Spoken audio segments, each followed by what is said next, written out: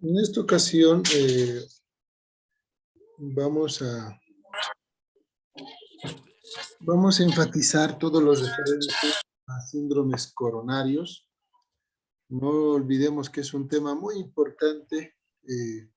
La verdad, me estoy tratando tal vez de adelantar este tema porque hoy en día se nos han presentado bastantes pacientes con infarto en el transcurso de estos últimos días. Y bueno, ante tal situación, queríamos ya adelantar un poco y conocer un poco algunas diferencias en cuanto a lo que es una isquemia y un infarto como tal. Entonces vamos a ver algunas imágenes muy interesantes desde el mismo hecho de poder conocer la irrigación del corazón. Sabemos que todos los órganos reciben sangre oxigenada para poder trabajar y así cumplir con su rol muy importante, que es la de, en parte del corazón, de bombear, ¿verdad? Bombear sangre y proporcionar todo lo necesario para que las células puedan funcionar en cuanto a lo que es oxigenación y nutrientes. Entonces acá vemos una pequeña imagen muy interesante que nos muestra la irrigación del corazón, las arterias muy importantes que se relacionan con lo que es el poder brindar oxígeno al corazón como tal. Muy bien, entonces acá vemos un corazón que nos muestra por un lado la coronaria izquierda. Acá en la imagen la podemos ver, la coronaria izquierda, una arteria muy importante, de la misma que va a dar origen a otras dos arterias, que es la circunfleja, como podemos ver acá, que se va a dirigir ante todo a la región lateral de lo que corresponde al ventrículo izquierdo y aurícula izquierda de cavidades. Y tenemos otra rama que va a nacer de la coronaria izquierda, que es la descendente anterior. La descendente anterior es una rama también fundamental, puesto que va a irrigar, va a brindar, va a ayudar en la irrigación de no solamente la punta o el ápice del corazón, sino también parte de la región anterior como tal, ¿no? Entonces, si bien hoy en día sabemos que estas arterias en algún momento se pueden obstruir y brindar, o en todo caso evitar, si se obstruyen, una oxigenación necesaria a un área específica del corazón, el corazón empieza a fallar, empieza a disfuncionar y va perdiendo esa capacidad de bomba. Por eso es importante que las arterias coronarias estén, desde luego, libres de trombos o, en todo caso, de plaquetas, mismas que pueden interferir en la irrigación de un área específica del corazón. Acá podemos observar, por otro lado, la coronaria derecha, ¿no? La coronaria derecha, como su nombre lo indica, va a ayudar en la irrigación del lado derecho del corazón. Y en algunos casos, la coronaria derecha va a dar origen a una rama también muy importante. ¿Sí? No, doutor, la clase no era sobre eje. Usted dice que... Sí, no, estoy adelantando esto un poco, no se preocupen. En eje también les voy a explicar, tranquilos. Pero eso va a entrar en parcial. Sí. Entonces, como les comentaba, la coronaria derecha es una arteria también muy importante, fundamental, que en cierto sentido, a partir de esta se puede originar otra rama que es la descendente posterior. La descendente posterior, o también llamada rama marginal derecha, es una rama también fundamental, pero que no se presenta en el 100% de la población. Se menciona que del 100% de la población, un 25% puede tener esta descendente posterior que se origina de la coronaria derecha, como tal. Muy bien, entonces la irrigación del corazón, no se olviden, está compuesta por dos troncos. Por un lado tenemos la coronaria izquierda, que va a dar origen a la circunfleja y a la descendente anterior, y la coronaria derecha, que en una proporción, aunque no muy importante, puede dar origen a otra rama fundamental, que es la descendente posterior. A partir de estas ramas van a nacer otras ramas más delgadas, ¿no? Como ser las ramas septales, las ramas interventriculares, algunas otras ramas diagonales, etcétera, como podemos ver acá. Pero estas ramas no son tan fundamentales, porque si en algún caso se obstruyeran, alguna otra rama puede proporcionar irrigación a esa área afectada, ¿no? Son ramas de menor calibre, donde generalmente un tratamiento de tratar de desobstruir estas arterias no es factible. Generalmente las arterias de mayor calibre son las que se llegan a desobstruir en caso de que estuvieran obstruidas, y por supuesto también el hecho de que se pueda brindar un mejor flujo al corazón. Entonces, en base a esto es que nacen varias definiciones, ¿no? Por un lado, vamos a ver en esta imagen una obstrucción prácticamente parcial y una obstrucción total de una arteria, ¿no? Misma que va a condicionar que la presencia de una necrosis a nivel cardíaco, producto de la falta de irrigación, ¿no? Acá podemos ver otra imagen donde se cuenta desde luego obstruida también la coronaria. En este caso estamos hablando de la descendente anterior y en esta otra estamos hablando de la coronaria derecha, ¿no? Entonces acá podemos ver una obstrucción por una placa de la arteria coronaria derecha, y esta obstrucción está desde luego impidiendo el flujo en esta área que vemos de color violáceo, que nos indican hipoperfusión y desde luego que puede condicionar una necrosis.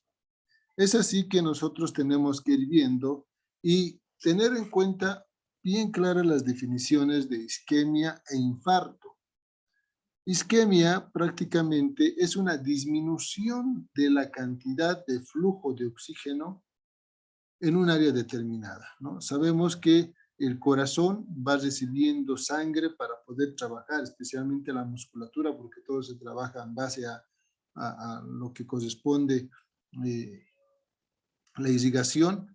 Por lo tanto, en una isquemia se menciona que puede haber una obstrucción parcial, como vemos en la imagen. No hay una obstrucción total, una obstrucción parcial de una arteria, y que va a permitir o va a conllevar a una disminución de la oxigenación en un área determinada.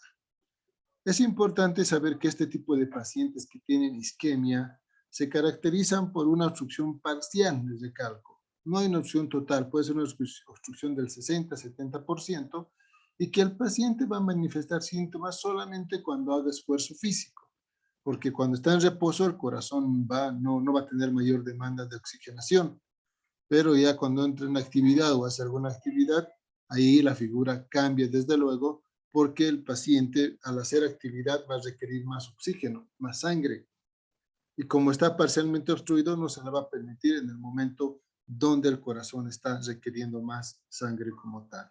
Entonces, en este caso se habla de isquemia. Muy diferente, les recalco, que un infarto. Un infarto o una lesión es un evento agudo donde yo tengo que tomar una conducta rápida y oportuna para evitar necrosis por parte del corazón. Por lo tanto, tenemos que tener eso en cuenta y evitar errores. Vamos a tratar en lo posible de aclarar bien esto con otras imágenes. Miren acá, podemos observar una arteria coronaria derecha libre, sin trombos, con un flujo normal.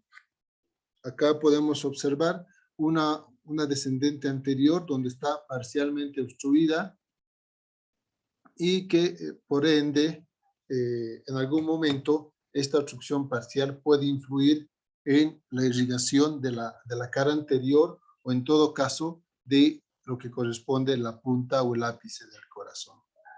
Es importante que nosotros sepamos estas alteraciones que existen, porque hoy en día la cantidad de pacientes con infarto subieron bastante.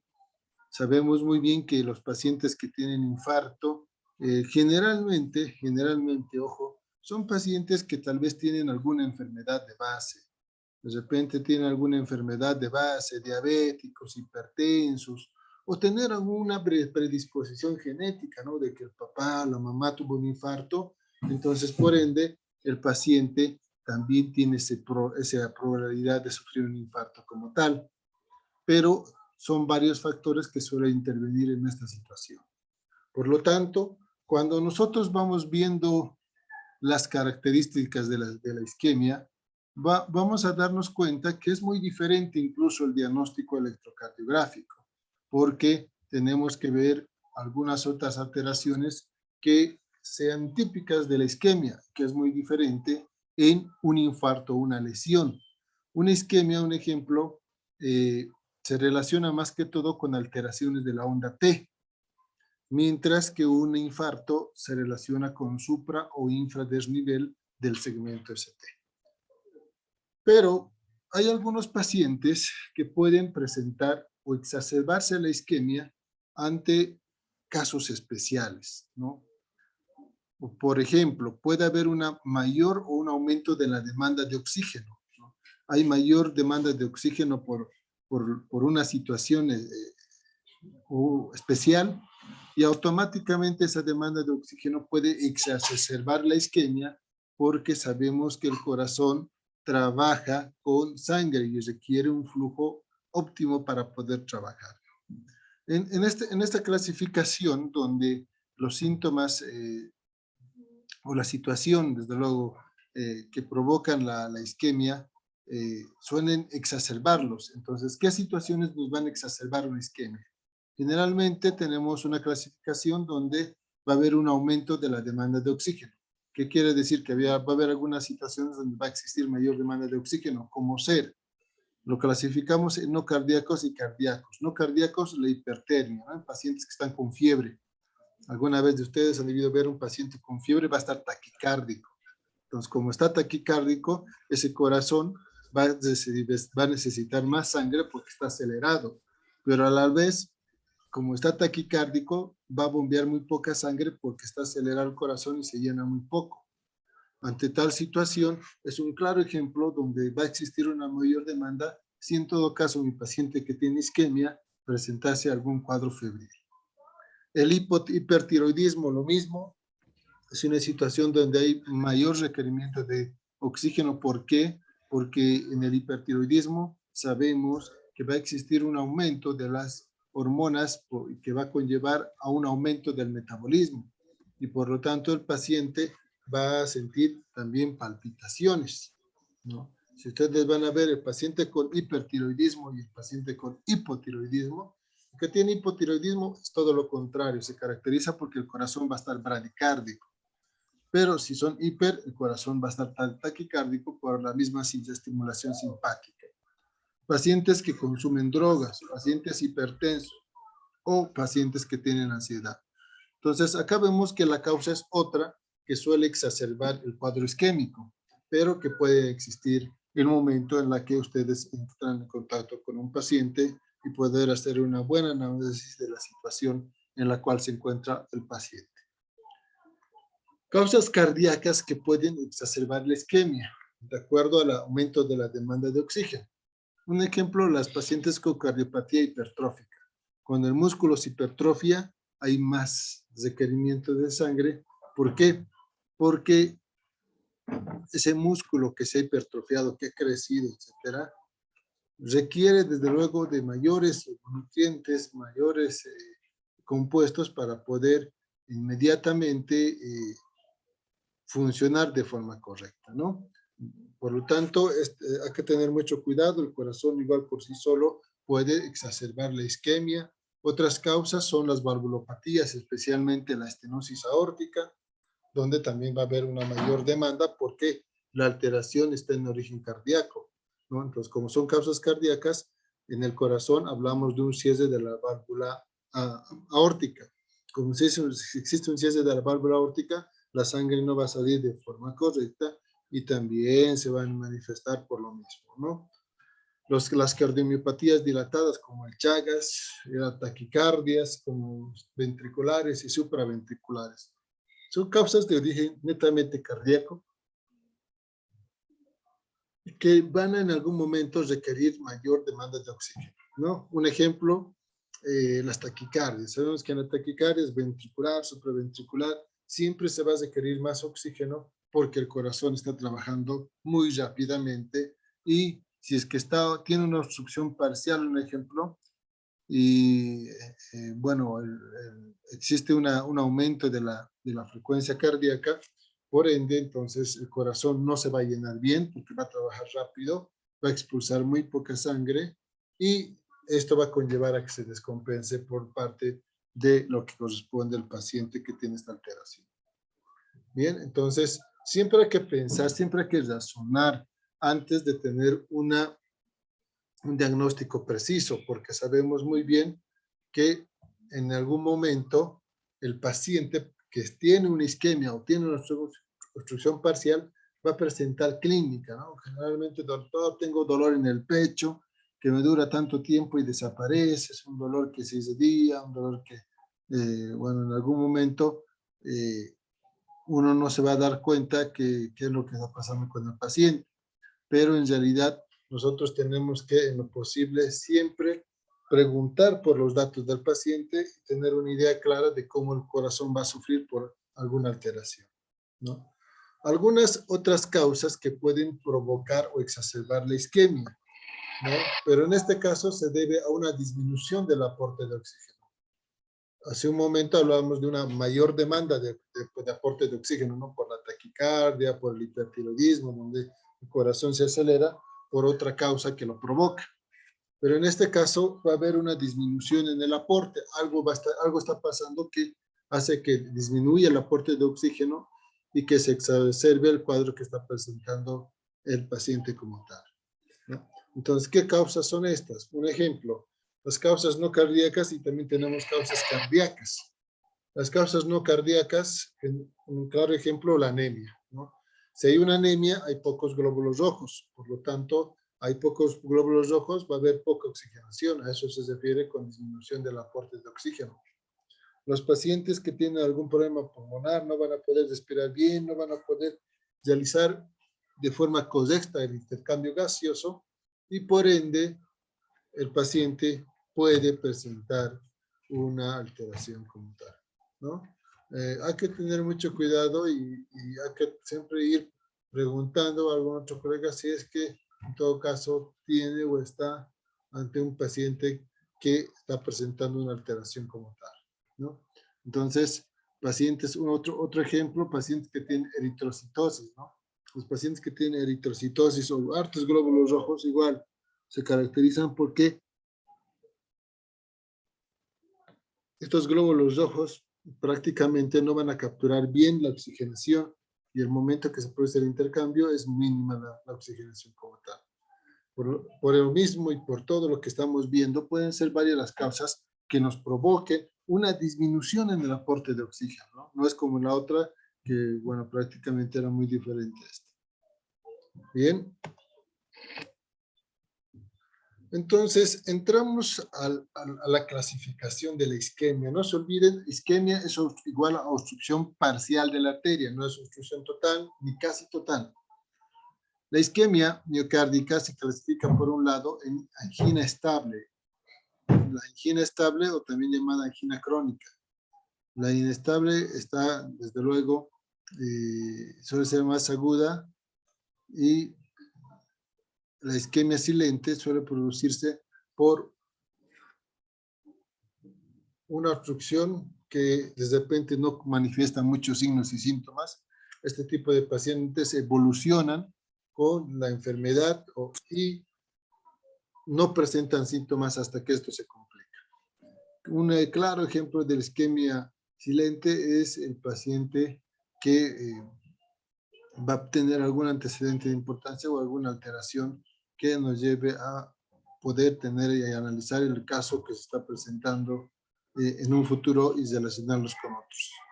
Por lo tanto, la angina silente, como su nombre lo indica, es aquel donde el paciente, si bien está recibiendo una hipoperfusión, o sea, una disminución de la perfusión, no presentan síntomas estos pacientes. Son los más difíciles de diagnosticar y a veces el diagnóstico se hace de forma casual. Y por último tenemos la angina de Prinzmetal. La angina de Prinzmetal es una angina donde nosotros tenemos que entrar a valorar el cabello, a poder valorar al paciente y poder ver qué alteración puede presentar por ya sea un origen hormonal, en el caso de las mujeres, o alguna otra alteración que produzca un espasmo coronario. La angina de Prinzmetal es una alteración más que todo en las mujeres, se presenta en las mujeres premenopáusicas. Y esta angina de Prinzmetal se caracteriza porque solamente hay espasmos, no hay obstrucción con lo que son los ateromas o los coágulos, sino que se presentan espasmos arteriales, a momentos la arteria se va cerrando, y esto ha condicionado a que, desde luego, tengamos siempre que ir interrogando y siempre ir estudiando el caso para poder tener una idea y algo claro para que sea en su momento respaldado dentro de lo que es el diagnóstico de la angina de Prinzmetal. Muy bien, entonces, pero de todas formas vamos a ir desglosando cada una de estas. La angina estable, o también llamada angora estable, en algunos libros también le llaman como angina crónica. Este tipo de angina se caracteriza porque el paciente a momentos nada más va a presentar el dolor, ese dolor que suele durar de 15 a 20 minutos y que es contenida prácticamente acá para poder ir viendo y analizando qué es lo que está pasando con el paciente que en algún momento presenta dolor y en algún momento no. Entonces, esta angina estable o angina crónica tiene características propias. Por un lado, el paciente va a tener dolor, desde luego, un dolor precordial típico. Va a tener un dolor que se puede irradiar a región del maxilar superior, se puede irradiar a región del brazo izquierdo. Es un dolor que es variable, de 20 a 30 minutos que puede durar, no más esa cantidad de tiempo. Se autolimita, por eso lo llamamos crónica, porque el paciente va a presentar estas molestias y va a desaparecer. Generalmente el desencadenante es una actividad física o algún grado de estrés. El paciente tiene una actividad física e inmediatamente viene el dolor. Pero ese dolor que dura, como les comenté, de 15, 20 minutos aproximadamente, suele limitarse durante el reposo. O sea, el paciente siente el dolor, se sienta y desaparece el dolor. Y así va pasando el tiempo, ¿no? Así va pasando el tiempo porque el paciente siente el dolor, no le da mucha importancia y va avanzando. Entonces, por eso se llama crónica. Este tipo de pacientes tiene una obstrucción parcial, sí, de la arteria, pero en ningún momento, ojo, en ningún momento, este paciente va a elevar enzimas, ¿no? Los pacientes que tienen angina, ya sea angina estable, inestable, Prinzmetal o la angina silente, ninguna angina, ojo, muy importante, no se olviden, eleva enzimas o vamos a tener enzimas cardíacas positivas en el momento de la evaluación. Lamentablemente en la caja se ve que muchos colegas internan pacientes con angina, pero les piden troponinas. Entonces no hay sentido pedir las troponinas, la CPK-MB, la CPK total, si ustedes quieren. No es necesario pedir porque no se va a elevar en esta situación, ¿no? Entonces es muy diferente el hablar de la angina o la angina inestable o angina aguda también la llamamos, porque este tipo de angina es una angina que se presenta con mayor intensidad del dolor y también es una angina que suele incluso requerir algunos vasodilatadores para poder revertir esta situación. Pero antes de continuar, tenemos que saber las características del dolor. No se olviden, hay muchos que confunden. Y ayer nomás en la consulta tenía una paciente que había sido internada por angina y el dolor no se relacionaba con un dolor cardíaco. Nosotros siempre que hacemos el interrogatorio al paciente, tenemos que preguntar el tipo de dolor que está presentando, ¿no? Recuerden que es un dolor opresivo, un dolor como que lo colocaran una piedra al medio del corazón, no es un dolor retroesternal. Alguna vez nos dicen, el paciente me duele aquí en las costillas, o me duele debajo del brazo en la costilla. No, el dolor siempre tiene que originarse a nivel retroesternal, Ser un dolor opresivo jamás es un dolor punzante, por si acaso. No, no se olviden, muchos pacientes vienen a la consulta y nos dicen, doctor, tengo una punzada ahí, ¿no será mi corazón? No, el dolor punzante no es del corazón. Es un dolor opresivo, les recalco. Y este dolor opresivo no cambia con nada. ¿A qué me refiero? Por más que el paciente se pare de cabeza, se ponga de cabeza, no va a calmar el dolor, ¿no? Alguna vez nosotros cuando hacemos el interrogatorio, preguntamos al paciente que si es que, en todo caso, el dolor cede al cambio de posición o cede cuando se recuesta. Y algunos dicen, sí, doctor, me echo y ya no tengo el dolor. No es el corazón, porque el corazón va a doler por más que hagas lo que hagas, ¿no? La única forma tal vez de disminuir el dolor, dándole un tratamiento específico para poder desobstruir esa arteria que se encuentra obstruida y que está generando la molestia en el paciente. La duración, lo que les decía, ¿no? La duración es muy importante. El dolor de tipo angina crónica o la angina estable suele ser de 15 a 20 minutos, pero la angina inestable suele ser más. Ahora, en un infarto el dolor es continuo, o sea, es permanente, no es que aparece, desaparece, que cambie, que viene un poquito para acá y aumenta en este horario, no. El dolor siempre va a ser el mismo, con mayor intensidad, en todo caso, y no existe ningún cambio en cuanto a lo que es el dolor, ¿no? Ustedes cuando interrogan a los pacientes, siempre pregunten, dígale, ¿cuánto tiempo ya está con el dolor? Algunos dicen, no, doctor, tengo una punzada de 1 minuto, 2 minutos nada más, desapareció el dolor. O en todo caso le dice, doctor, tomé un analgésico, tomé paracetamol y me pasó el dolor. Entonces, no es un dolor de tipo cardíaco, porque el dolor de tipo cardíaco es mucho más intenso y no calma con un paracetamol. Por lo tanto, siempre preguntemos la localización, preguntemos la intensidad del dolor, la duración, cuánto tiempo ha durado y en qué circunstancias tal vez se exacerba, ¿no? En qué momento se vuelve más fuerte el dolor. Y algunos pacientes nos dicen, no, doctor, se aumenta el dolor cuando estoy muy estresado, cuando hago alguna actividad física. Entonces se relaciona más con un paciente de tipo isquémico. Muy importante saber la irradiación también, ¿no? La irradiación, un ejemplo, se caracteriza porque si bien el dolor es a nivel retroesternal, el dolor se puede irradiar a lo que corresponde a la región maxilar o región anterior de la columna cervical, más específicamente por debajo de la región maxilar. Por otro lado, también puede irradiarse al brazo izquierdo, ¿no? Al brazo izquierdo, ¿por qué? Por su proximidad del corazón hacia el lado izquierdo. Y por otro lado, también puede irradiarse a la boca del estómago, ¿no? A la región de epigastria. Muchos pacientes hemos visto en la consulta que prácticamente no lo relacionan muy bien el dolor, o sea, no nos dan a explicar muy bien cómo está el dolor, pero también acaba a influir no solamente las características del dolor que nos diga el paciente, sino también los mismos factores que pueden agravar, ¿no? Si yo tengo un paciente obeso, sedentario, diabético, hipertenso, etcétera, entonces hay más chances de que este paciente pueda infartarse, pero dependerá de qué, de que el paciente, en todo caso, puede explicar en su momento la situación actual que está atravesando para evitar alguna complicación por parte de lo que corresponde al paciente, ¿no? Entonces, tenemos que ir viendo poco a poco las características, el tipo de dolor, un dolor retroesternal, opresivo, que si sería región del brazo izquierdo, un ejemplo, es un dolor que no cede en reposo, es un dolor que es continuo y es un dolor que en ningún momento cambió desde su internación.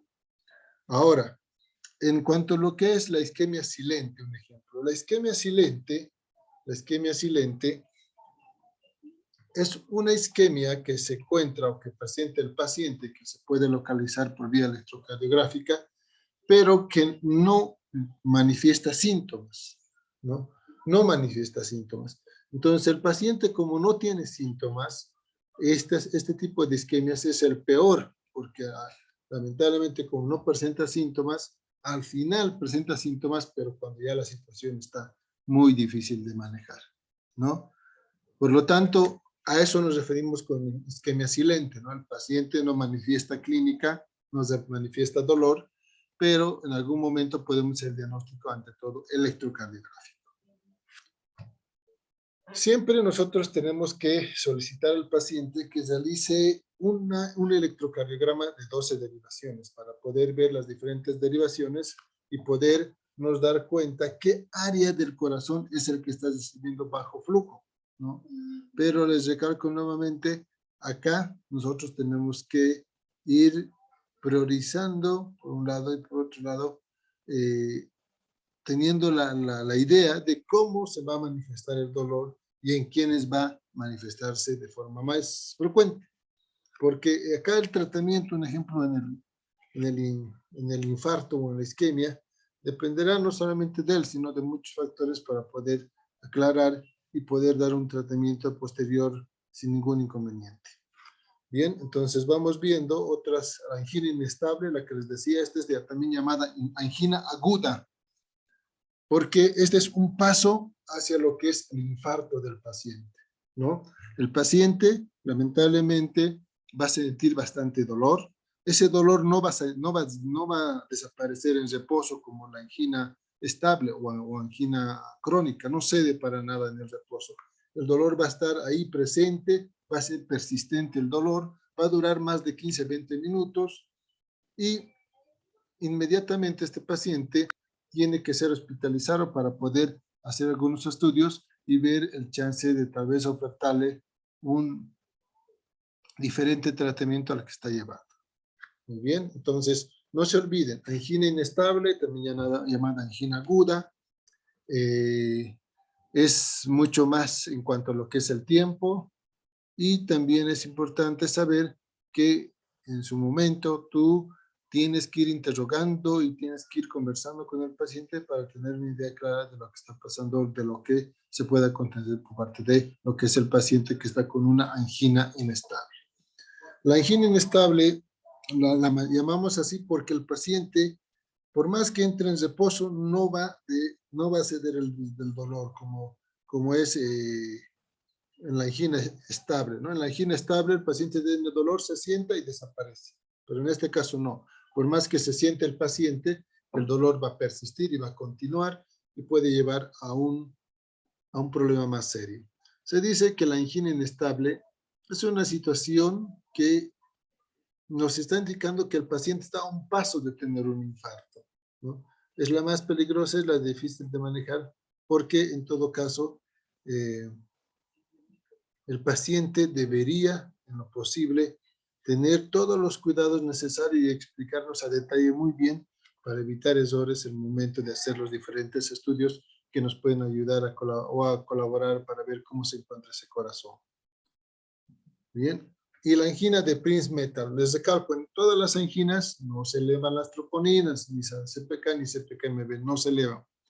Por lo tanto, son situaciones que si bien se exacerban durante lo que es el mayor requerimiento de oxígeno o alguna otra alteración que se presente, es obvio que nosotros tenemos que interrogar muy bien al paciente y tener una conclusión muy clara de lo que está pasando o lo que está aconteciendo en el corazón.